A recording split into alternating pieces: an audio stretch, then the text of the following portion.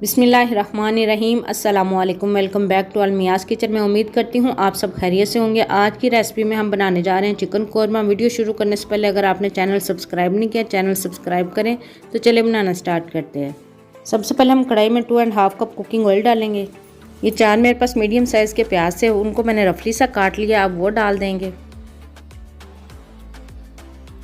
प्याज को हम लाइट ब्राउन करेंगे। प्याज हमारे ब्राउन हो चुके हैं, अब हम इनको निकाल लेंगे। अब इसी ऑयल में हम 2 टेबलस्पून अदरक लहसुन का पेस्ट डालेंगे।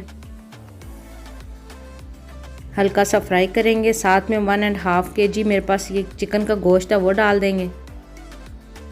चिकन डालने के बाद इसको भी हल्का सा फ्राई करेंगे। साथ ही इसमें 1 टेबलस्पून ज़ीरा और 3 टेबलस्पून धनिया पाउडर डालेंगे। साथ ही इसमें ये मैंने जो प्याज ब्राउन करके निकाले थे उसमें 1 कप दही डाल के इसका पेस्ट बना लिया, वो डाल देंगे और इसको अच्छा सा मिक्स करेंगे। अच्छा सा मिक्स करने के बाद अब हम इसमें 1 टीस्पून हल्दी पाउडर और 3 टेबलस्पून सुरख मिर्च पाउडर डालेंगे। 1 टीस्पून नमक डालेंगे और इसको अच्छा सा मिक्स करेंगे। अच्छा सा मिक्स करने के बाद ये मेरे पास 4 मीडियम साइज़ के टमाटर थे, उनका मैंने पेस्ट बना लिया, वो डाल देंगे। टमाटर का पेस्ट डालने के बाद इसकी अच्छी सी हम बुनाई करेंगे। अच्छी सी बुनाई करने के बाद जितनी आपको ग्रेवी चाहिए उसी हिसाब से आप पानी डाल दें।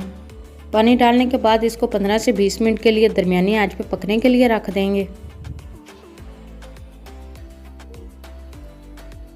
कौरमे को पकते हुए 15 से 20 मिनट हो चुके हैं। अब हम इसमें 1/2 टेबलस्पून गरम मसाला पाउडर डालेंगे, थोड़ा सा सब्ज़ धनिया डालेंगे।